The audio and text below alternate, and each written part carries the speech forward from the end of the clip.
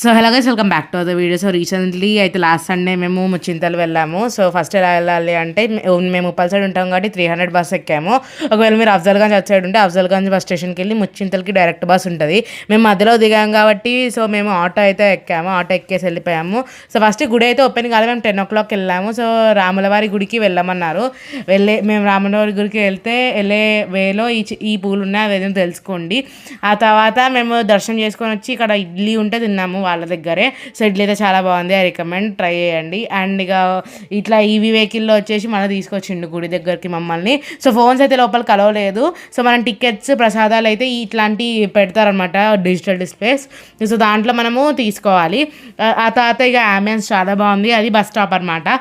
So bus stop మేము వచ్చిన bus stop bus అక్కడే ఆగింది. అండ్ లోపల కూడా ఏమంటారు 108 గుళ్ళు ఉన్నాయి. సో విష్ణుమూర్తి అవతారాలు అనమాట అవి.